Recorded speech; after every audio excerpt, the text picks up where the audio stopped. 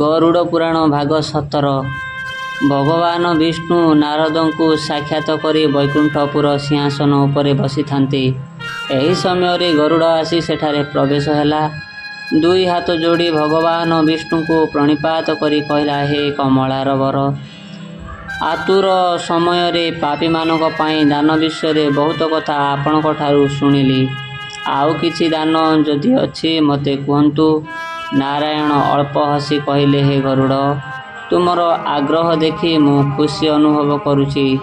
ଏବେ ଅନ୍ୟ ଦାନ ବିଷୟରେ କହୁଛି, ମନ ଦେଇ ଶୁଣ। ଭଗବାନ ବିଷ୍ଣୁ କହୁଛନ୍ତି, ହେ ଗରୁଡ଼, ପ୍ରାଣୀମାନେ ତୁଳା ଦାନ ଦେଲେ ଯମଦୂତମାନେ ସନ୍ତୁଷ୍ଟ ହୁଅନ୍ତି। ଯମରାଜା ଲବଣ ଦାନକୁ ଭୟ କରନ୍ତି ଓ ଯେଉଁ ପ୍ରାଣୀ ଲବଣ ଦାନ ଦିଅନ୍ତି, ଯମରାଜା ତାହାକୁ ଗ୍ରହଣ କରି ଚିତ୍ରଗୁପ୍ତଙ୍କ ନିକଟକୁ ପଠାଇ ଦିଅନ୍ତି। ଚିତ୍ରଗୁପ୍ତ ଏହି ଦାନରେ ସନ୍ତୁଷ୍ଟ ହୁଅନ୍ତି। ରାଶି, ସୁନା, ଲବଣ, ତୁଳା, ଲୁହା ଏସବୁ ଦାନ ଦେଲେ ଯମରାଜା ସନ୍ତୁଷ୍ଟ ହୋଇଥାନ୍ତି। ହେ ଗରୁଡ଼, ଆହୁରି ଏକ ଦାନ ଅଛି, ତାହା ହେଲା ଶୁକ୍ଳଧାନ, ବିରି, ତୈଳ। ଏ ତିନୋଟି ସପ୍ତମୀ ତିଥିରେ ଦାନ ଦେଲେ ବ୍ରହ୍ମହତ୍ୟା ପାପ କରିଥିଲେ ମଧ୍ୟ ତାହାର ନାଶ ହୋଇଯାଏ। ବୃଷଭ ସହିତ ଯେଉଁ ଗାଈ ସଙ୍ଗ ହୋଇଥିବ, ସେହି ଗାଈର ଲାଞ୍ଜ କି ଚମ ଆଣି ବ୍ରାହ୍ମଣକୁ ଦାନ ଦେବା ସହିତ ଉପଯୁକ୍ତ ଦକ୍ଷିଣା ଦେଲେ ଜୀବ ଯେତେ ପାପ କରିଥିଲେ ମଧ୍ୟ ମୁକ୍ତି ପାଇଥାଏ। ବୃକ୍ଷ ଫଳ ସହିତ ଭୂମିଦାନ ଉତ୍ତମ ବ୍ରାହ୍ମଣକୁ ଦେଇ ତା ସହିତ ଦକ୍ଷିଣା ପ୍ରଦାନ କଲେ ଜୀବ ଯେତେ ପାପ କରିଥିଲେ ମଧ୍ୟ ପରଜନ୍ମରେ ଇନ୍ଦ୍ରଙ୍କ ପରି ସୁଖ ପାଏ। ଦାନ ଦେଇଥିବା ଭୂମିକୁ ଯଦି ରାଜା ବଳପୂର୍ବକ ଛଡ଼ାଇ ନିଅନ୍ତି, ତେବେ ରାଜ୍ୟ ଅଧୋଗତି ହେବା ସହିତ ରାଜା ମଧ୍ୟ ପାପ ଭୋଗ କରେ। ଯେତେ ଦିନ ଅନନ୍ତ ମହିକି ଧରିଥିବେ, ସେତେ ଦିନ ପର୍ଯ୍ୟନ୍ତ ରାଜା ନରକ ଭୋଗ କରିବ। ରାଜା ଯେତେ ଦାନ କଲେ ମଧ୍ୟ ତାଙ୍କ ପାପ ଖଣ୍ଡନ ହୁଏ ନାହିଁ। ରାଜାଙ୍କର ପାପ ଖଣ୍ଡନ ପାଇଁ ଗୋଟିଏ ମାତ୍ର ଉପାୟ ଅଛି। ଯଦି ରାଜାଙ୍କ ପୁଅ ନିଷ୍ଠାର ସହ ପୁରାଣ ଶୁଣିବ, ବିଧିମତେ ବ୍ରାହ୍ମଣକୁ ଡାକି ଗୁପ୍ତ ଦାନ ଦେବ, ତେବେ କିଛି ମାତ୍ରାରେ ରାଜାଙ୍କର ପାପ କ୍ଷୟ ହୁଏ। ସମ୍ପୂର୍ଣ୍ଣ ପାପ କ୍ଷୟ ହେବା ପାଇଁ ରାଜାଙ୍କ ପୁତ୍ର ଯଦି ବେଦଜ୍ଞ ବ୍ରାହ୍ମଣ ଜଣଙ୍କୁ ବରଣ କରି ଧେନୁଦାନ ଦେବେ ବୋଲି ପାଟିରେ କହିବ ଓ ସୁବର୍ଣ୍ଣର ଶିବମୂର୍ତ୍ତି କରି ତା ସହିତ ଧେନୁଦାନ କରେ, ତେବେ ସେ ରାଜା ମୋକ୍ଷ ପାଏ। ଭଗବାନ ବିଷ୍ଣୁ ଗରୁଡ଼କୁ କହୁଛନ୍ତି, ହେ ଗରୁଡ଼, ଧେନୁଦାନ 8 ପ୍ରକାର ଅଟେ। ସେଗୁଡ଼ିକ ତୁମ ଆଗରେ କହୁଛି ଶୁଣ। ରୁଦ୍ରେ ଧେନୁ, ଅନ୍ତେ ଧେନୁ, ମୋକ୍ଷେ ଧେନୁ, ଋଣେ ଧେନୁ, ଯୁକ୍ତେ ଧେନୁ, କ୍ରୟେ ଧେନୁ, କପିଳା ଧେନୁ, ସବର୍ଷା ଧେନୁ। ଏହି 8 ପ୍ରକାର ଧେନୁକୁ ଦାନ କରାଯାଏ। ଏହାର ଫଳ ଅମାପ। କେଉଁ ଧେନୁ ଦାନ କଲେ କି କି ଫଳ ମିଳେ ତାହା ଶୁଣ ଗରୁଡ଼। ରୁଦ୍ର ଧେନୁ ଦାନ କଲେ ଶରୀର ନିଷ୍ପାପ ହୁଏ।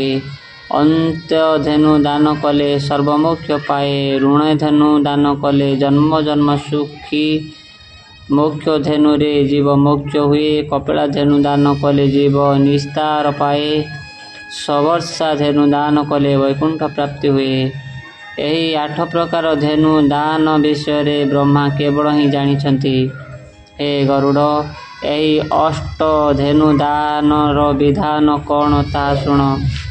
ବିଷ୍ଣୁ ଭଗବାନ କହୁଛନ୍ତି, ପୂର୍ବରୁ ଜଣେ ବେଦଜ୍ଞ ବ୍ରାହ୍ମଣଙ୍କୁ ଆଣି ଏହାଙ୍କୁ ଗନ୍ଧ, ପୁଷ୍ପ, ଚନ୍ଦନ, ଧୂପଦୀପ ଦେଇ ରୁଦ୍ରାଭିଷେକ ମନ୍ତ୍ରରେ ଅଭିଷେକ କରି ରୁଦ୍ର ତାଣ୍ଡବ ମହିମା ପାଠ କରି ମିଷ୍ଟାନ୍ନ ନୈବେଦ୍ୟ କରି ବ୍ରାହ୍ମଣକୁ ଖୁଆଇବାକୁ ହେବ। ତାପରେ ସବର୍ଷା କପିଳା ଧେନୁକୁ ବ୍ରାହ୍ମଣଙ୍କୁ ଦାନ ଦେଇ ଉପଯୁକ୍ତ ଦକ୍ଷିଣା ପ୍ରଦାନ କରିବ।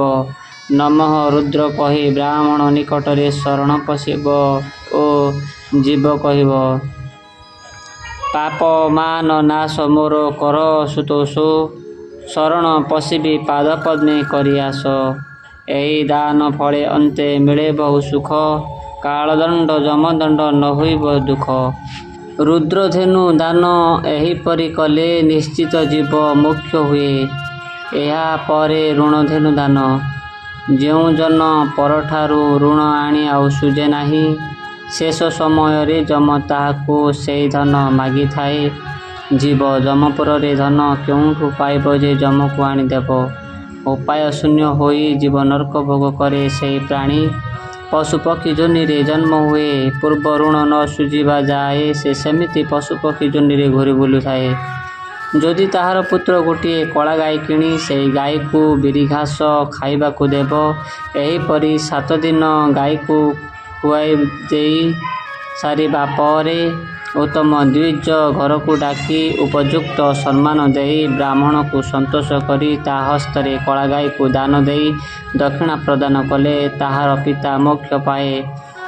ଏହି ଦାନ ଫଳରେ ପାପୀ ବୈତରଣୀ ନଦୀ ପାର ହୁଏ। ହେ ପକ୍ଷୀବର, ଅନ୍ୟ 6ଟି ଧେନୁ ଦାନର ବିଧାନ ମୁଁ ତୁମକୁ କିଛି ସମୟ ପରେ କହିବି। ଏ କଥାକୁ ଏହିଠାରେ ବିଶ୍ରାମ ଦେଉଛି।